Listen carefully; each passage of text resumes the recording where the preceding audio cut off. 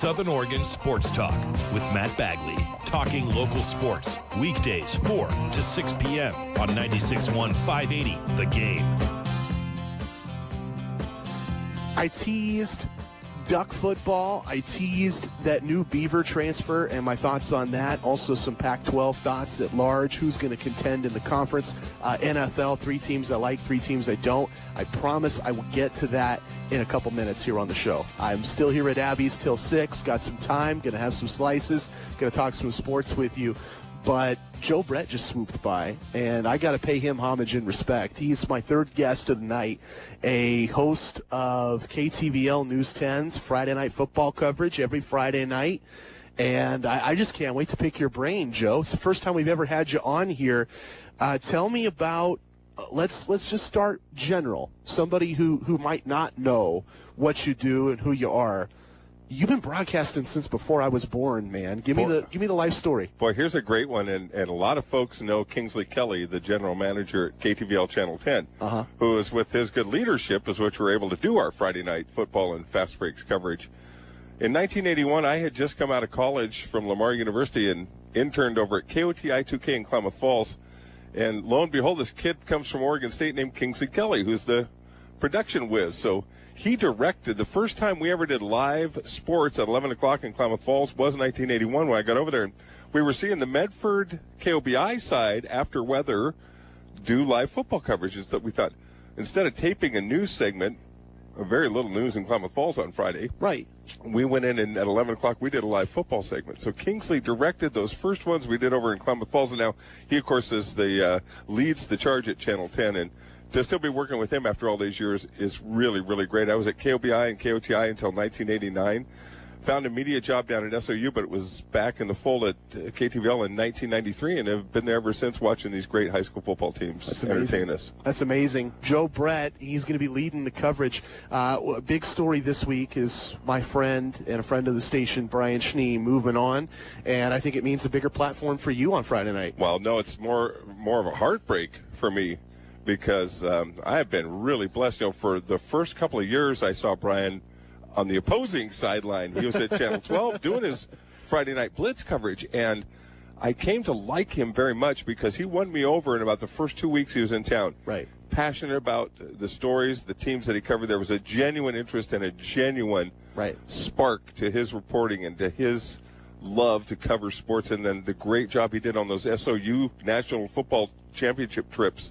And as you watched him blossom here, boy, you just realized what a great talent. Then, lo and behold, by the forces of media far beyond me, we end up to be teammates for a couple of years here at Channel 10. So it's like having a dog, Matt. You know you're going to outlive them, and you love them dearly, but you know they've got to go on. In this case, Brian isn't passing away. He's moving on to bigger and better things and opportunities that he is well talented and well equipped for, and he's going to do great. We're going to miss him greatly. That's a fascinating analogy, because I can tell you what breed he is, but we'll save that one for another day. Joe Brett, KTVL News 10, Friday Night Football, my guest on Southern Oregon Sports Talk. Let's talk Friday Night Football. You know me, I'm a North grad and a North Medford fan, and I cover the Black Tornado, really excited for what they can do. I think that's the biggest story in the state right now. Far and away. And when Steve Turner took the job on a year ago, I thought, we're going to see an instant impact, and we did last year.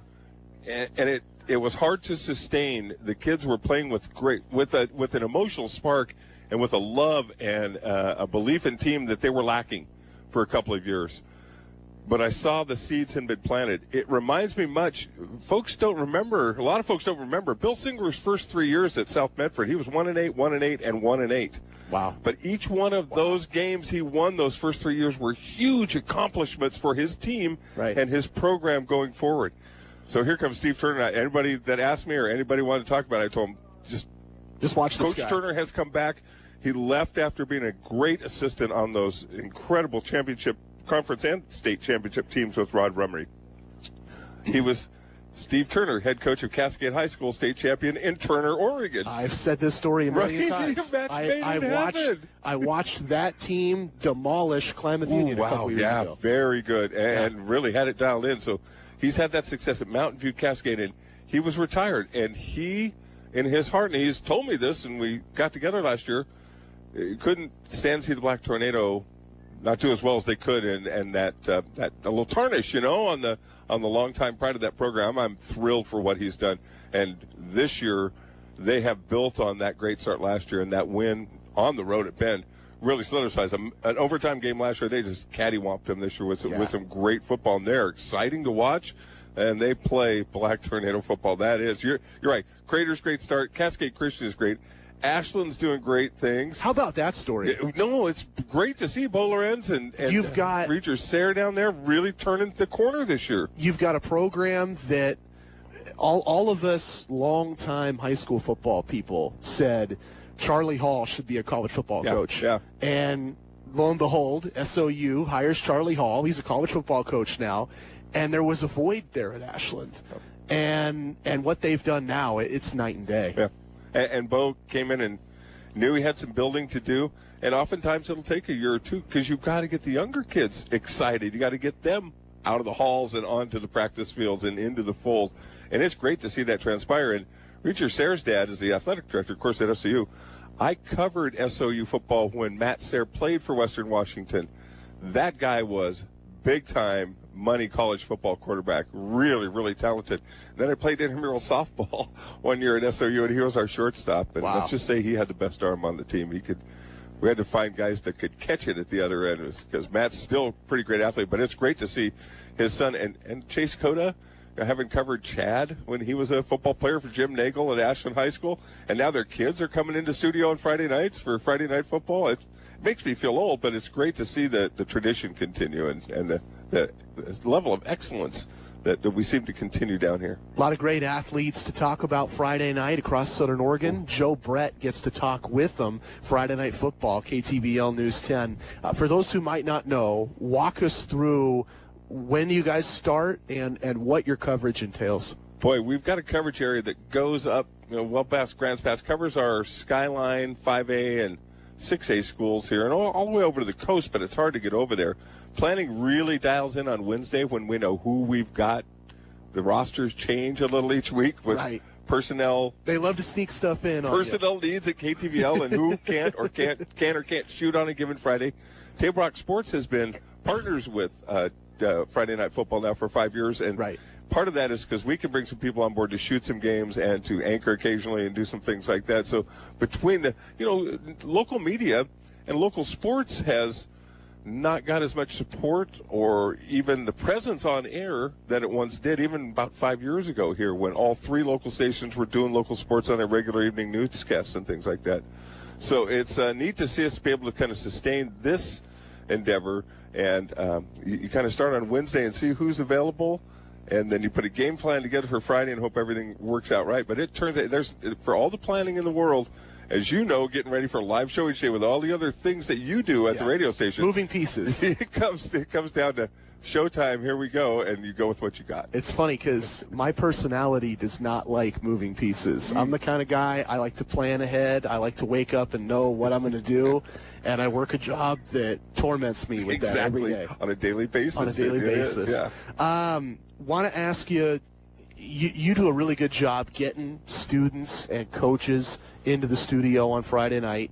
If you could scratch off the top of your wish list, who would you bring on Friday night? Wow. This week, actually, Mazama's in town, and they've had such a great run at the 4A level. Right. And an opportunity, that our coverage area very much includes Klamath Basin. So the Vikings are tonight.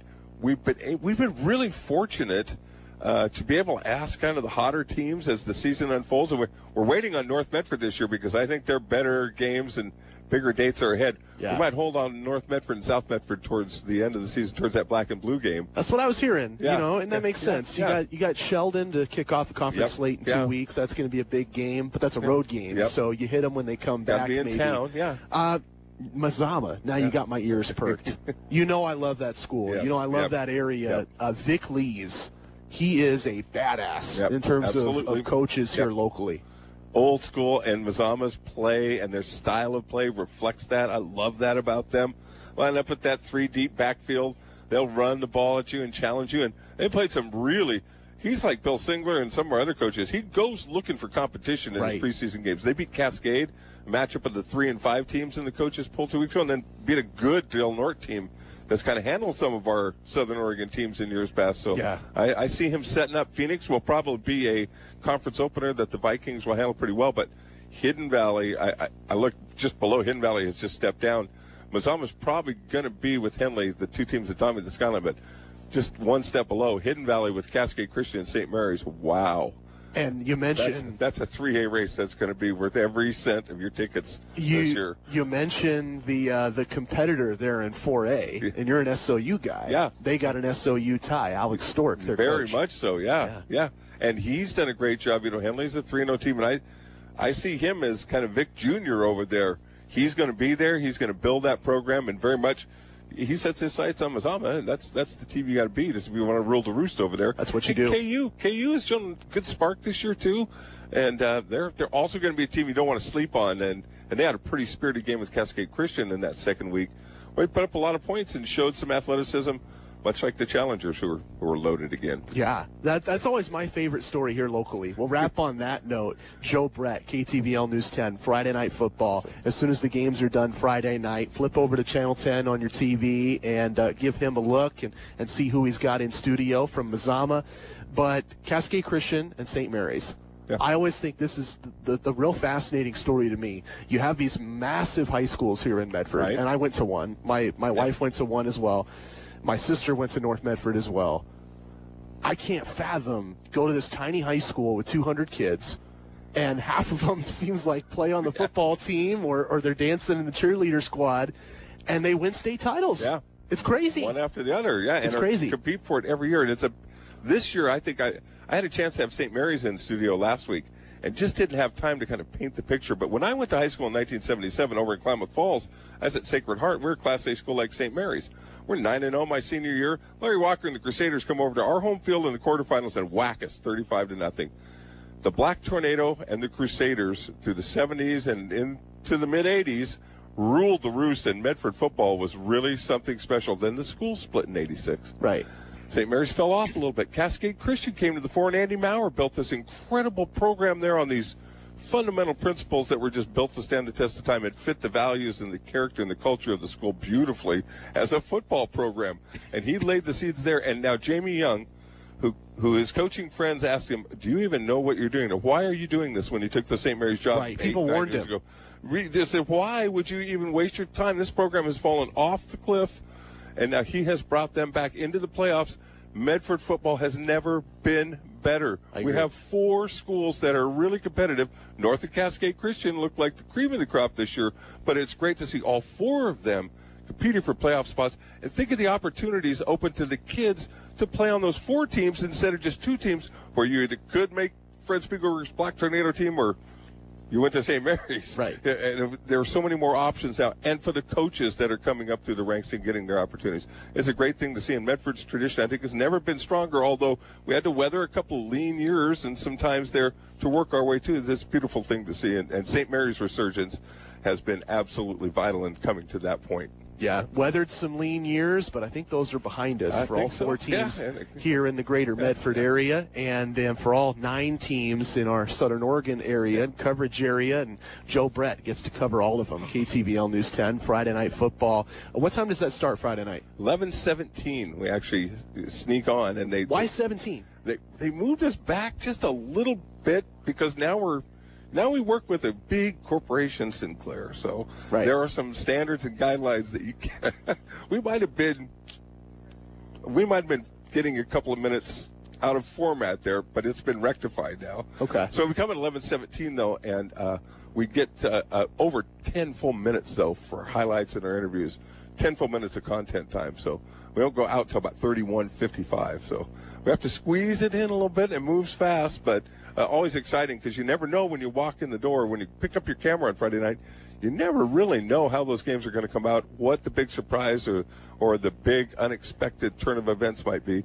It just makes it fresh and exciting every week. Yeah, it's a great watch. I know firsthand when I was working in Klamath Falls with the Klamath schools, every time they would eat dinner after their games, they'd be tuning in to watch. And I know all the road schools here do the same thing. Get a chance to watch themselves on TV and see who Joe Brett's going to talk to every week. And everybody channel flips, too. They make sure that you got the games that your competitors have on, and they shop around a little bit, which just like adds to the competitive nature of a good Friday night. And so you want to be on your game, and you want to make sure you cover all your bases. I know that one firsthand. Right. Joe Brett, KTVL, Friday Night Football, my guest. Joe, first time I've ever had you on here, but I love having you on. Thank you, Matt. I've been listening to your program, and geez, just tonight, listening to that Chase Cota interview. You have brought Ben Mackey from the Grants Pass. You're bringing us some great information from all around the region here, and connect with these outstanding. We've got some really talented and passionate sports people, and you are certainly one of them. So I'm envious of you, because you get to kind of open up the door and have your own show every day, and just welcome in all this great information. I know fans really appreciate it and get a lot out of it every day. And we did a little series with Chase his senior year at South called the Chase Watch. He's amazing. Website. What, just a poised and just a friendly and neat young guy. He and I found out a bunch of things about each other, which I think I found out some things about his dad that I had not uncovered in 30 years. But he's a Led Zeppelin fan and loves the beach and loves California down there. That's a big part of going to UCLA. And I'm especially encouraged for his Bruins, because people just threw them off the cliff. Right. And they were ready to write off Chip. That's the best thing for a football team sometimes. And I don't know how they pulled that Washington State game out. You couldn't see that coming in a million years. And that catch he had for almost a touchdown at the end of the half.